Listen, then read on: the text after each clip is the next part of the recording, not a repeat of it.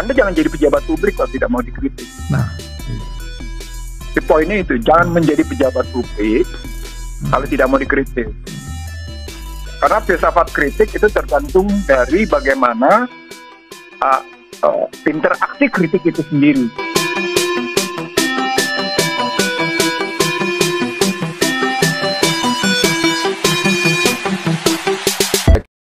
Assalamualaikum Bang Fahri, apa kabar? Maaf, halo Bang Ihsanuddin Nursi. Saya jadi Fahri, barusan lagi ngomong Fahri Hamzah ya. Maksudnya Bang Ihsanuddin Nursi. Jadi memang tadi itu Bang Fahri gregetan itu, temennya dikritik itu Bang. Kritik kok ke Mandalika bukannya ke Sintang, salah Google Map atau apa itu kisahnya? Bagaimana Bang Fahri ini kita, Bang Ihsanuddin Nursi, urusan bencana di Kalimantan ini, climate dan ada lagi dijanjikan uang karbon lagi lah, inilah itulah. Makin lucu saja nih sandiwara ini. Silakan Bang Ihsanuddin Nursi. Kalau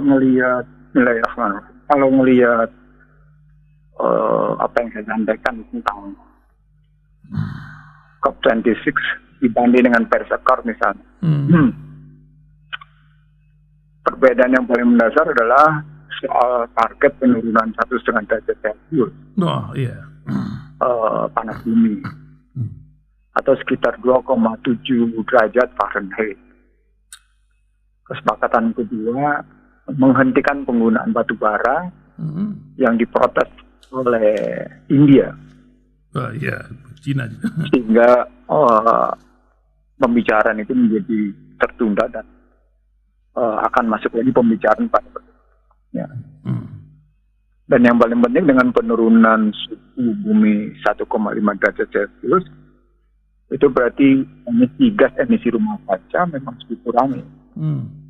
Yang dalam sebulan lalu ketika saya menggunakan teorinya Bill Gates, itu ada 3 unsur yang patut dikurangi: jumlah penduduk, services, dan unit. Kalau unitnya itu bisa dilihat misalnya pada ada pabrik-pabrik, ada unit, termasuk pada penggunaan mobil yang biasa. Harus diperiksa. Apakah gas karbonnya memenuhi syarat atau enggak. Nah, ketika kita lihat Indonesia disebut sebagai melakukan polarisasi dan terjadi ada polarisasi, ya itu yang disebut oleh Greenpeace, tapi Greenpeace kemudian dilaporkan polisi. Iya, dilaporkan ke polisi.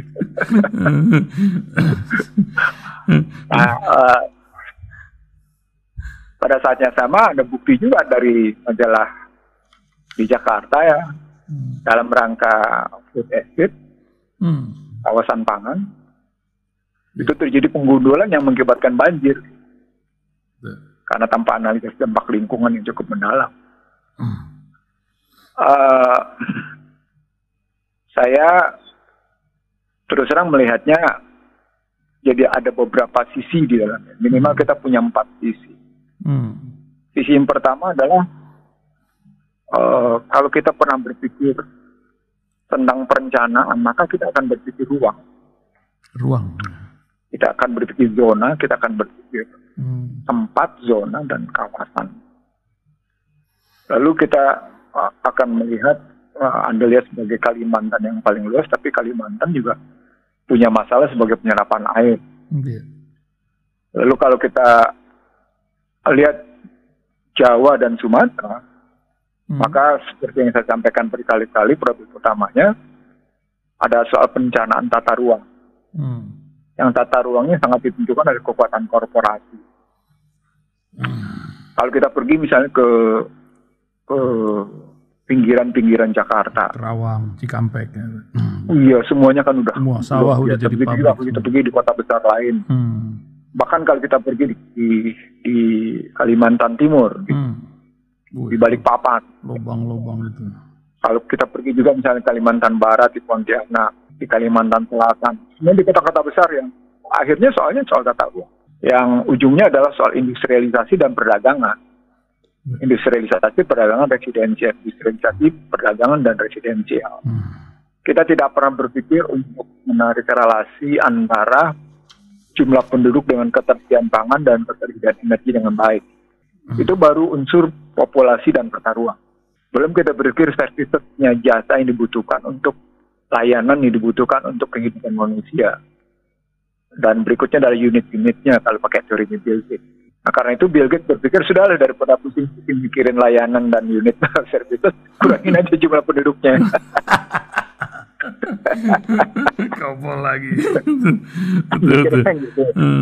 Karena buat ngasih makan orang makin banyak ini. Ya, kalau yang terjadi dengan Glasgow, Scotland itu pikirnya begitu, mereka sedang menciptakan proyek tapi sekaligus menciptakan uang. Karena ada perbedaan mendasar dalam persoalan menangani pengurangan gas emisi rumah kaca di negara maju dan negara berkembang. Kalau saya baca misalnya BBC, yang penghasil terbesar kan dua negara, Amerika dan Cina. Ngerusak dunia ini. Amerika dan Cina adalah penghasil gas emisi rumah kaca terbesar di dunia.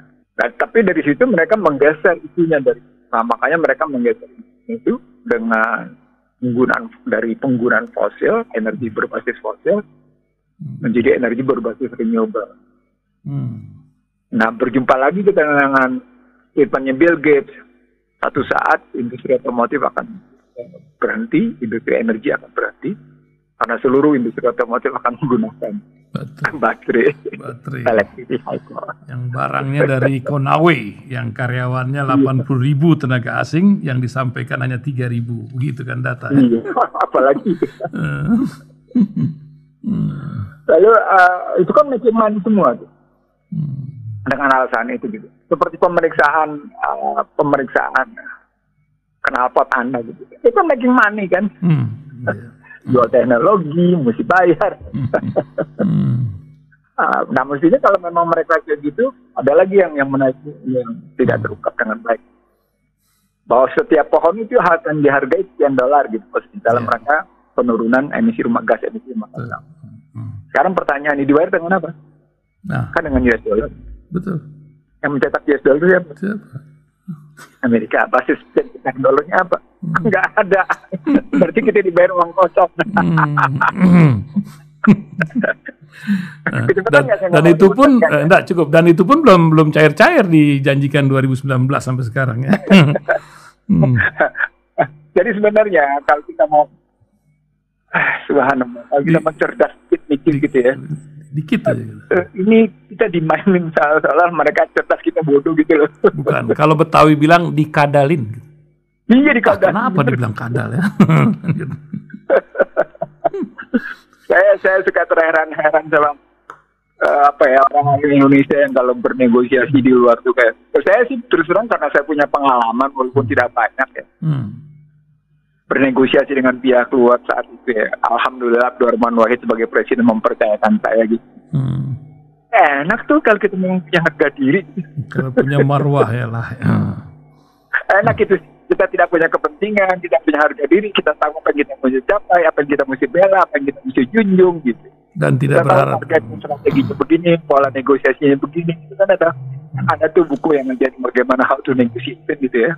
Oke, minimal belajar itu deh gitu. How to bagaimana berdiplomasi dengan baik gitu. Itulah yang kejadian saat ini dan itu akan terus berkembang ke depan. Jadi pembicaraan kita hari ini dengan pembicaraan saya yang beberapa waktu lalu berkaitan dengan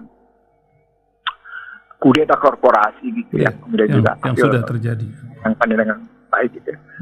Sebenarnya akan berjalan ke depan sampai 2035. Akan kencang sekali pertarungan ini karena masing-masing negara akan mempertahankan kekuatannya. Jadi berbasis pada kekuatan tahanan mereka.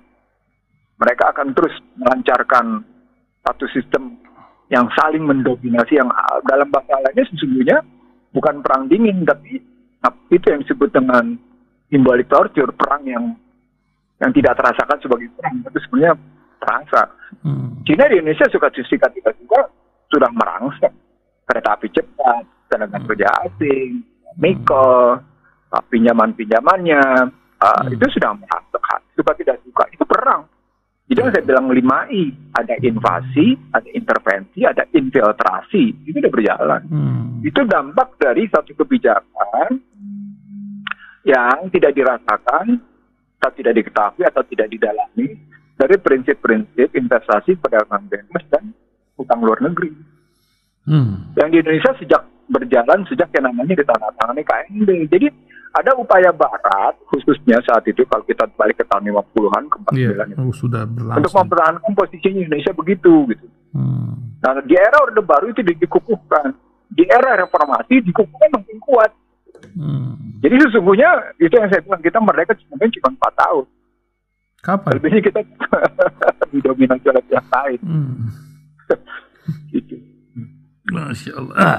Bang, memang ini menjadi sebuah banyak orang bilang, adakah jalan keluar? Ya ada, bukan tidak ada. Tapi kan nasib kita ini memilih yang memang kita harap luar biasa, tapi kenyataannya kan kita harus terima apa adanya ini. Nah, bagaimana Bang Ihsanuddin Nursi ini melihat di hari ini sejarah akan mengarah kemana ini kisah dari bangsa ini di tengah data yang luar biasa, dan juga sampai hari ini juga pemilihan umum belum ditentukan, ini lagi hang-heng-hong di antara para pemangku jabatan. Perubahan undang-undang pemilu pun nampaknya tidak mau bergerak ini. Gimana Bang? Ini pertanyaan menarik. Pertama jalan keluar, yang kedua kemudian soal situasi kekinian mengarahnya kemana. Saya konsisten pada kajian saya di bangsa terbelah. Jalan keluar pun sudah saya sampaikan ke bukan pejabat biasa ya, pejabat tinggi. Saya ulang ya, bukan pejabat biasa. Tentang solusi atas dominasi dari masyarakat kelas menengah atas sampai kelas atas gitu. Tematik yang saya bawa solusi atas dominasi. Ceramah saya bukan belaka kalangan pejabat tinggi. Jadi orang tahu persis bahwa saya menawarkan jalan keluar atas satu dominasi di negeri. Itu berarti saya punya model. Saya minta maaf kalau saya bilang saya. Saya punya model untuk keluar karena saya melihat ada potensi luar biasa dari bangsa ini untuk bangkit, tegak berdiri gitu atas kekuatan diri sendiri. Walaupun dari aspek beberapa teknologi itu kita mesti beli, kita mesti belanja. Nah, persoalan pokoknya adalah ketika kita ngebahas kondisi kekinian, kita masih silang sengkarut gitu ya, karena beberapa elitnya melihat apakah akan ada pemilu di 2024 atau kemudian mundur ke 2027. Kalau kita bilang silang sengkarut pemilu 2024 dan pemilu nantinya 2027, orang menduga terjadi pergeseran di dua instansi penegak hukum yang akan masuk ke wilayah politik, sehingga penegak hukum tidak lagi betul-betul tidak lagi dalam posisi netral melakukan tindakan hukumnya, tapi sudah menjadi bagian dari alat kekuasaan politik, bukan alat kekuasaan negara. Ada perbedaan besar kalau kita bilang alat kekuasaan politik dengan alat kekuasaan negara. Itu yang dicurigai oleh banyak orang. Lalu kalau kita ambil lagi dalam kajian lebih lanjut, ketika kita menyaksikan nama-nama yang bermunculan di 2024 dengan tema besar, maka sesungguhnya yang kita tangkap adalah kondisi kekinian itu seakan-akan tidak menyadari problematik yang mendasar, problematik yang mengakar, sehingga bangsa ini muncul dengan keluhan di luar dihargai, di dalam dikerdilkan. Itu kan mestinya introspeksi diri. Kalau saya tidak akan mengeluh keluar, tapi saya akan bertanya pada diri saya, kenapa saya di luar dihargai, lalu kenapa di dalam saya dikerdilkan. Kan kalau pakai kuadran analisis, mestinya kita di luar dan di dalam dihargai, bukan di dalam dan di luar kita dikerdilkan. Jadi ada dua tesis yang muncul, di luar dan di dalam kita dihargai, atau di luar dan di dalam kita dikerdilkan. Itu mesti muncul dalam tesis itu. Dalam rangka kita melihat apakah kepemimpinan kita memang kepemimpinan yang didasarkan atas kejujuran, kepemimpinan didasarkan atas penerimaan lebih banyak kalangan, atau kepemimpinan yang menimbulkan satu beban bagi kemasyarakatan. Anda boleh merasa dihormati dan dihargai di luar, tapi kalau saya mengikuti misalnya satu video-video yang dikirimkan oleh teman-teman di luar gitu, saya dapat jejaring dari luar kan cukup banyak. Apa yang disebut dengan dihargai, saya nggak ngelihat itu gitu. Mungkin saya salah kali ya, mata saya terbatas gitu. Tapi ada beberapa teman-teman yang ikut langsung ke sana bercerita juga langsung sama saya. Nggak begitu gitu. Macam gitu. Nggak begitu gitu. Dia peserta langsung G20, dia peserta langsung itu. Dia langsung. Translate sudah tahu lah. Jadi tadi tesis dihargai dan di luar dan di dalam. Itu kalau kita ambil kewadanannya. Atau kemudian tidak dihargai di luar dan di dalam. Itu juga dua-duanya balik dalam posisi bagaimana kita mawas diri. Suka tidak suka gitu. Kalau kita lihat hal yang pernah demikian rupa dihargai, atau kalau kita cari sekarang Xi Jinping yang masuk ke dalam periode mau ketiga kali gitu. Karena upaya dia mengatasi kemiskinannya jelas, upaya dia mengatasi pengangguran ini jelas bagi rakyat. Jadi national interest-nya itu dia junjung tinggi. Hentakan-hentakan yang dimunculkan dari pihak luar kepada China, dari kasus perang dagang sampai COVID sampai dengan Evergrande Gate misalnya, itu tidak membuat China berantakan gitu. Bahkan isu Federal Reserve yang menyatakan akan punya contagion effect atau efek domino pada Evergrande, China sama sekali tidak menanggapi itu. Artinya ada sistem dan mekanisme pertahanan yang dibangun oleh China cukup luar biasa. Pada saat yang sama kita lihat kepemimpinan yang terjadi di Turki, diancam oleh Barat untuk dikenakan sanksi keuangan karena beli S-400, satu sistem pertahanan nuklir udara gitu yang luar biasa. Erdogan ini nggak peduli gitu. Nggak peduli dia tetap aja gitu. Begitu juga India yang menjadi bagian dari sistem kerjasama pertahanan Asia Pasifik, yang juga beli S-400 dari Rusia, juga nggak peduli dengan ancaman embargo Amerika. Artinya negara-negara tertentu sudah mulai terbuka melakukan perlawanan terhadap Amerika, dan kalau kita introspeksi di situ kelihatan bahwa Amerika selama ini memang tidak adil dalam peranannya sebagai dominator dunia, dominator global. Maka negara seperti Turki, negara seperti India yang justru mitranya, itu menunjukkan perlawanan. Itu kalau kita ngambil contoh ke dalam. Kita ngelihat misalnya kemimpinan kita lihat aja bagaimana Malaysia dan Singapura serta Filipina melihat kita, atau Thailand. Yang disebut dengan Asian Five, Thailand, Filipina, Singapura, dan Malaysia terhadap kita. Kita bisa lihat apakah kita memang sudah diperlakukan seperti era sebelumnya, betapa kita disegani gitu, atau akhirnya udahlah. Bisa kita lihat sendiri gitu dalam kancah regional. Lalu dalam kancah internasional, dalam kancah nasional kita juga bisa lihat kenapa mesti terjadi kondisi seperti sekarang, di mana kepemimpinan terasa sebagai sebuah beban bagi masyarakat lain. Hal-hal yang begitu yang muncul sebagai bagian dari mawas diri.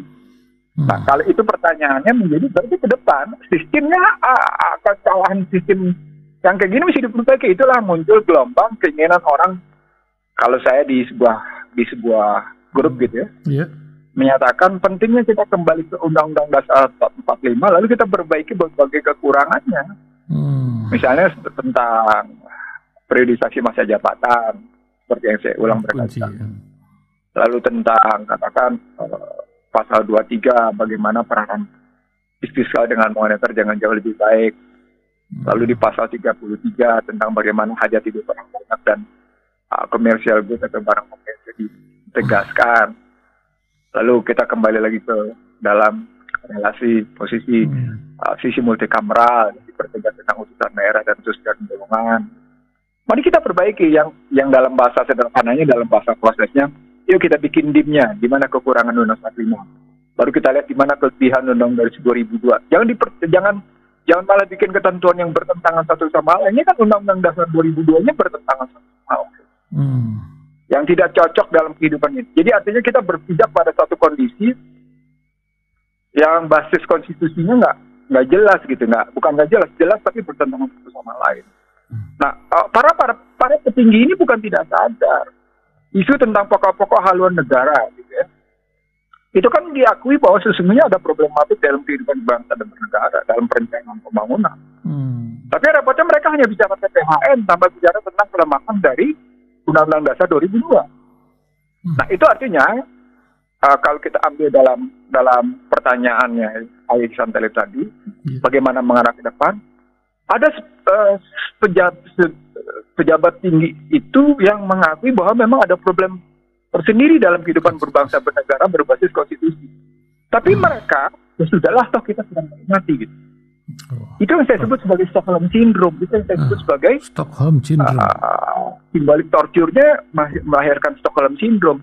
Ada kesalahan kekerasan yang dilakukan dalam bernarasi, berargumentasi, tapi dinikmati gitu ya, dalam prase-prase tertentu, sehingga akhirnya ya sudahlah, ya kita begini kan. Kita akan menikmati. Partai politik yang menikmati dengan kekuatan oligarki bisnis dan oligarki partai kekuasaan. Di situ terjadi dua fungsi antara oligarki partai dengan oligarki bisnis. Dua fungsi ini ternyata melahirkan ketimpangan luar biasa. Itu kesalahan sistem, itu Undang-Undang Dasar 2002. Dan kalau itu nanti diulang lagi dalam pemilu 2024, ya berarti kita tidak bergeser. Kita tidak sedang memperbaiki keadaan. Ini terlihat sekali dalam kasus. Memperbaiki sistem tinggi. Ya di kasus Fadlizon kelihatan antara ini wakil rakyat, wakil partai atau apa. Kan sebagai wakil rakyat harusnya dia memberikan masukan. Dan ketika orang sudah mulai alergi dikritik, ini jadi masalah sebenarnya dalam keluarga maupun dalam bernegara ini. Gimana Bang? Kalau soal Sintang sama Mandalika ini, atau tepatnya kritik, Anda jangan jadi pejabat publik kalau tidak mau dikritik. Nah, itu. Di poinnya itu, jangan menjadi pejabat publik kalau tidak mau dikritik. Karena filsafat kritik itu tergantung dari bagaimana interaksi kritik itu sendiri. Jadi lagi-lagi kita bisa pakai kuadran. Ada kritik yang positif, ada kritik yang negatif. Kritik yang negatif itu tujuannya cuma sekedar mencari-cari kesalahan dengan berbagai argumentasi. Tapi dalam sejarah saya membangun kritik ini karena saya disebut sebagai oposan sejati pada setiap presiden. Ya. Setiap kritik yang saya munculkan, saya selalu punya jalan keluar. Saya tidak mungkin memberikan kritik tanpa jalan keluar. Bahkan dalam bahasa saya yang agak vulgar, gitu ya. Mungkin bukan agak vulgar sekali gitu. Saya menantang jalan keluar. Lo nggak punya kan jalan keluar? Ini kritik gue ada jalan keluar. Saya berani ngomong kayak gitu. Artinya kalau kita pakai kuadran analisis tentang kritik positif dan kritik negatif, maka kita mesti lihat kritik itu bersifat negatif atau positif. Pada Fadlizon ketika membandingkan Sintang dengan Mandalika, itu kan karena persoalan social sensitivity atau kepekaan sosial dan political sensitivity soal kepekaan politik.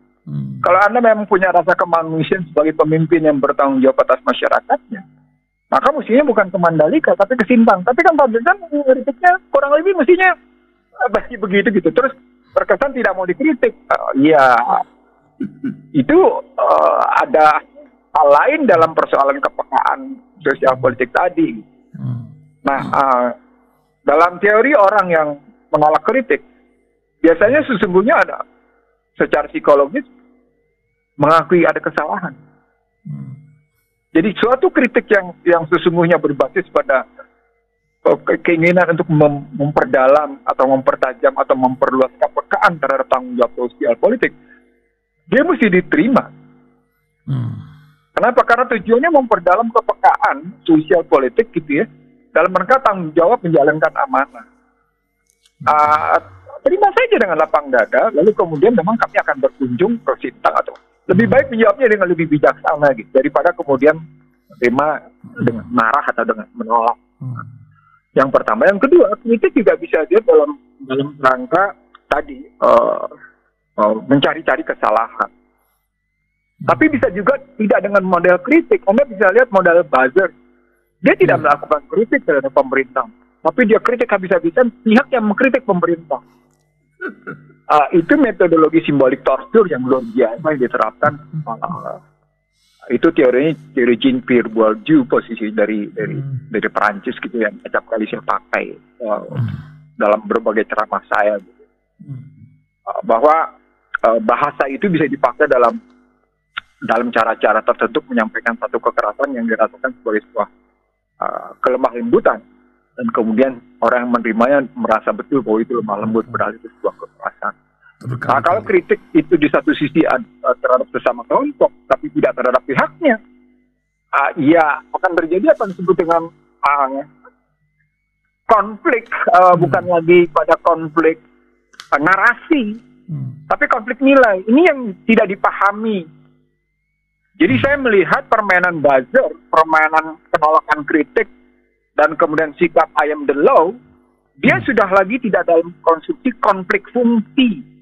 Jadi kalau kita ambil struktur otoritas konflik gitu ya, kalau kita ambil struktur otoritas konflik itu demikian rupa, maka kelihatan konflik fungsi, konflik instrumentasi, konflik strategi, itu bisa mendewasakan. Itu dalam teori konfliknya Dahrendorf.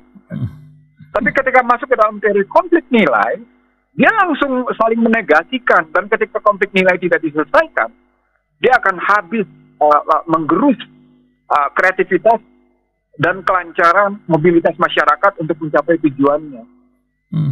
Yang terjadi adalah perjalanan masyarakat menuju apa yang mereka hendak capai tersendat-sendat, bahkan jatuh bangun, bahkan rupa-rupa. Itu yang dampak negatif dari konflik nilai. Ini yang saya lihat tidak dipahami oleh para pemimpin, atau tepatnya diabaikan oleh pemimpin, bahwa yang terjadi adalah konflik nilai. Saya tidak tahu kenapa para pemimpin bangsa ini abai akan konflik nilai yang sedang terjadi. Apa karena memang mereka menderita simbolik Churchill dan Stockholm Syndrome atau tidak, saya tidak tahu. Saya tidak mengerti. Tapi yang saya tahu, ada semacam pengabaian terhadap apa yang saya sebut sebagai konflik nilai, yang bermula dari konflik fungsi, dan mereka biarkan itu naik menjadi konflik nilai.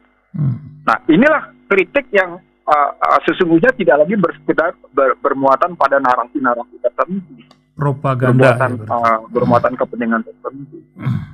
Nah, pada tataran itu diperlukan satu pemimpin yang punya sikap arif bijaksana, satu pemimpin yang punya kesejatian akan kejujuran dirinya, satu kepemimpinan yang punya narasi akan kearifan, akan pengetahuan, rasa, dan keberpihakan kepada masyarakat yang dipimpinnya.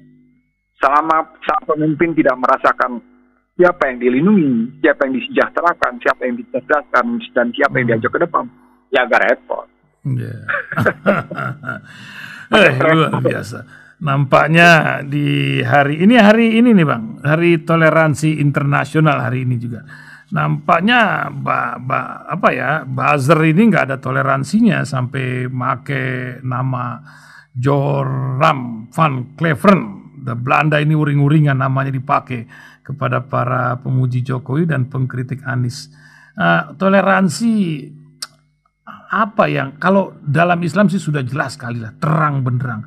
Tapi nampaknya bangsa ini mesti belajar lagi toleransi yang sudah diberikan garis-garis dalam konstitusi awal negeri ini. Lupa panggang dari api tah gimana gitu. Ini kok konstitusi kemana, main macam falsafah apa, mensana in corpore sano, konstitusi ke sono, kegiatan ke sini gitu. Gimana Bang? Seperti kajian juga saya sebelumnya, acap kali kita mengunyah satu narasi, satu frase, satu diksi yang tidak kita pahami dengan baik. Saya dulu mengkritik istilah reformasi ketika sering dipakai oleh sejumlah petinggi, termasuk oleh sejumlah TNI, termasuk dipakai oleh sejumlah kaum reformis. Apa sih reformasi? Saya bilang, coba urut dari mana kata-kata itu. Kenapa mesti digunakan oleh Amerika terhadap negara-negara yang belum sungguh-sungguh sesuai dengan kemauannya, sehingga mereka menggunakan istilah reformasi struktural pada energi, reformasi struktural secara politik, reformasi struktural pada sektor-sektor tersebut. Apa sih reformasi itu? Kenapa mereka gunakan istilah reformasi? Apa yang disebut dengan reform? Pembentukan ulang. Kalau sekedar ngebentuk ulang sih oke. Ternyata kan bukan sekedar ngebentuk ulang, itu soal nilai. Sama dengan istilah toleransi ketika Rand Corporation mengatakan sesungguhnya diperlukan Muslim yang moderat, gitu. Bukan Muslim yang fundamentalis, radikal dan ekstremis, gitu. Maka mereka menuntut toleransi. Rasanya memang mereka perlu belajar ya. Saya juga ingin belajar kembali pada pengguna. Kalau saya peka gitu terhadap penggunaan istilah tertentu, sehingga saya tidak mengunyah dan mencerna gitu saja istilah-istilah gitu. Sama seperti Rand Corporation menggunakan istilah betapa pentingnya toleransi dikembangkan. Gitu. Sementara kalau kita balik ke dalam ajaran Islam, kita nggak usah Islam dulu ya, lupain aja dulu pelajaran Islamnya. Kita balik ke konstitusi aja dulu deh. Konstitusi lah, kan Pancasila nih, NKRI. Balik aja dulu ke konstitusi, balik aja ke kata pembukaan, balik aja ke pasal 29, itu udah toleran. Itu. Negara wajib melindungi warga negara yang menjalankan kepercayaan sesuai dengan keyakinannya, kan gitu. Jelas tuh. Itu toleran. Negara berdasarkan ketuhanan yang Maha Esa itu toleran. Kenapa Anda memaksa kami untuk tunduk dan patuh pada apa yang Anda mau, sementara kalau kami tidak tunduk dan patuh pada keyakinan Anda, anggap kami tidak toleran. Nanti dulu dong. Coba siapa yang gencar melakukan pemurtatan? Siapa yang gencar coba? Sebaliknya, siapa yang melakukan proses Islamisasi? Coba aja lihat.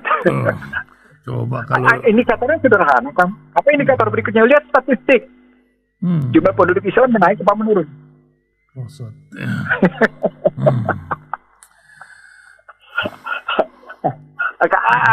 Ambil angka-angka begitu deh. Kalau tidak mau ambil gitu ya, kalau mau ambil begitu. Ambil lagi langkah nyata. Mari kita lihat kenyataan. Ini yang hidup di Indonesia. Tegaknya ajaran Islam atau tegaknya ajaran materialis.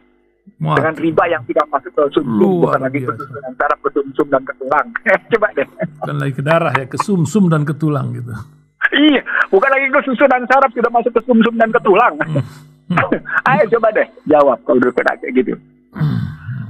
Subhanallah, astagfirullah, terus sekalian. Jadi kalau kita ambil istilah toleransi kayak gitu dengan ahli toleransi, siapa yang Anda minta untuk toleransi?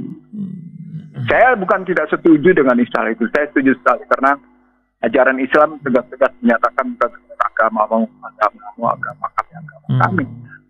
Amal kami bukan sekedar itu. Kami saling menghargai dan menghormati pada tingkat keyakinan, tapi juga kami saling menghargai dan menghormati dalam kehidupan berbangsa dan bernegara. Itu penting. Dari situlah pertarungannya semua kelihatan bahwa kekuasaan adalah merupakan aset. Bahwa yang namanya kekuasaan materi adalah aset, bahwa kekuasaan atas politik juga aset.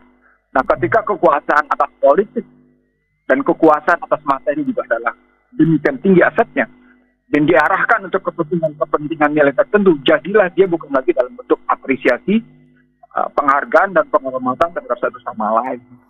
Maka yang hidup itu bukan toleransi kalau sudah begitu. Ketika kekuasaan politik dan kekuasaan ekonomi menjadi satu dalam rangka menjalankan misi-misi tertentu. Nah, oligarki. Itu yang menjadi masalah sesungguhnya ketika kita membicara toleransi.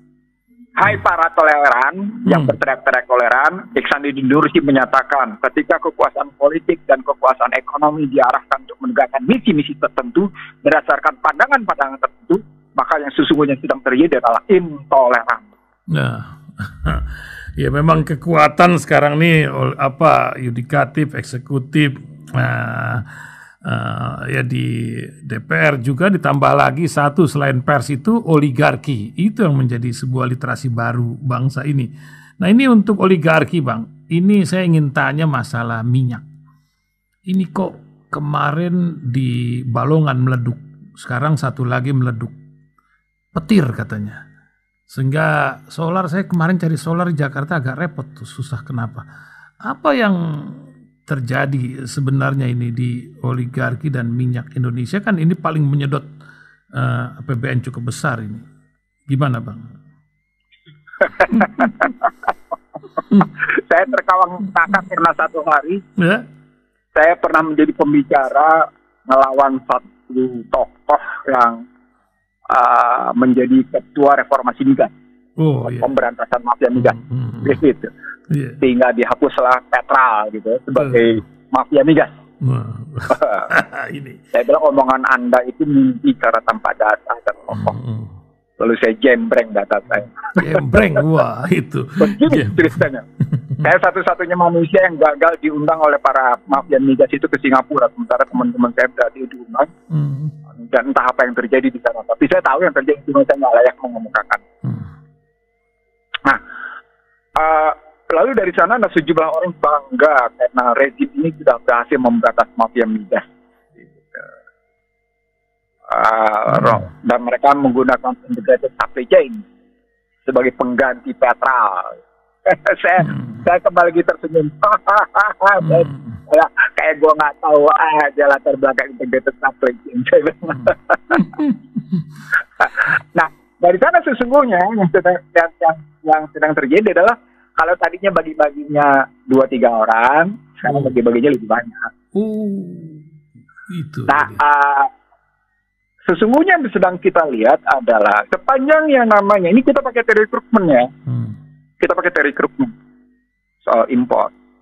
Sepanjang satu negara tergantung pada kekuatan impor untuk memenuhi kebutuhan hajat hidup orang banyak, maka yang akan terjadi adalah ketimpangan, ketidakadilan, dan apa yang disebut dengan asymmetric information atas situasi barang yang di luar dan situasi harga barang yang di luar dengan harga barang yang di dalam.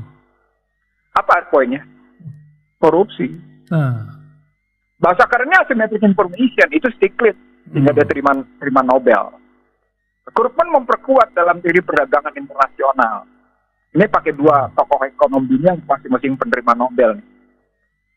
Kalau kita ngambil teorinya itu, maka dalam konstruksi energi, Indonesia akan terus-menerus mengalami kayak gini ketika kita sama sekali tidak mampu memenuhi hajat hidup orang banyak berbasis pada kebutuhan diri sendiri, berbasis pada yang namanya produksi diri sendiri. Jadi produksi di dalam negeri harus sesuai dengan kebutuhan dalam negeri. Itu teori saya yang lama. Ini teori saya 20 berapa tahun lalu gitu. Closed circuit economy, closed open circuit economy saya sebut. Jadi untuk beberapa hajat hidup orang banyak, Anda tidak mungkin membuka keran impor habis-habisan.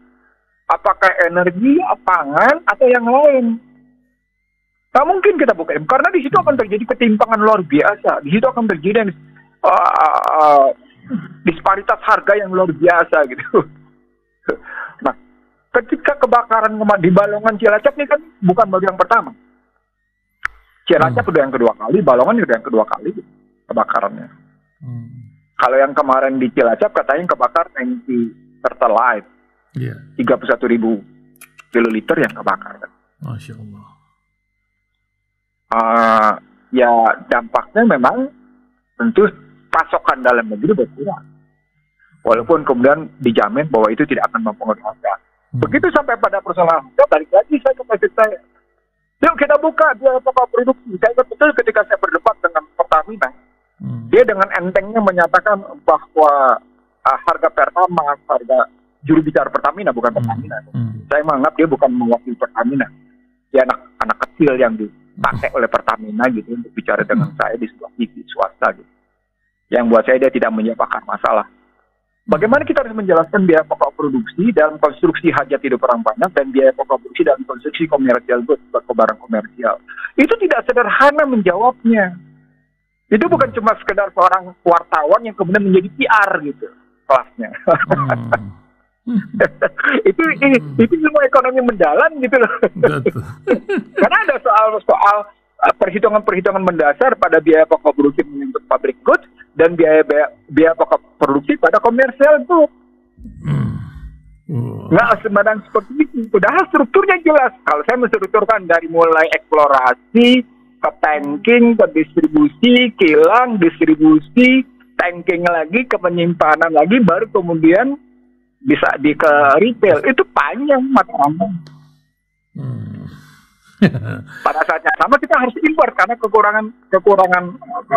kekurangan produksi. Hingga hari ini katakan kita butuh 1,4 juta barel per hari. 800.000 barel kita mesti impor. Dari Iran termasuk. 800.000 barel tiap kurang lebih hari. ya. Itu masih impor. Anda bayangkan kalau 800.000 barel per barelnya kena $80 berapa tuh? Komisi. Panjang cerita. Itu belum soal pengangkutan, itu belum soal asuransi, itu belum soal penguapan, itu belum soal pembongkaran, itu belum soal macam-macam deh soal sistem pembayaran. Bang, 8.45 ini Bang, gak terasa Oh jamnya. iya, maaf kalau gitu.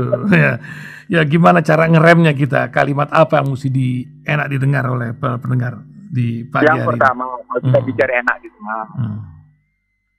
kembalilah kita ke dalam prinsip-prinsip ajaran Islam. Insyaallah. Khusus yang terakhir, hadisnya jelas sekali. Air, api, dan tanah pertanian adalah pabrik goods. Dia tidak diperdagangkan bebas. Ada lagi pabrik goods yang lain, kurma dengan kurma, gitu. Perak dengan perak, emas dengan emas, gandum dengan gandum, garam dengan garam. Itu juga menjadi public good. Ada lagi yang lain, kejujuran, pengolahan organisasi yang baik, itu juga public good.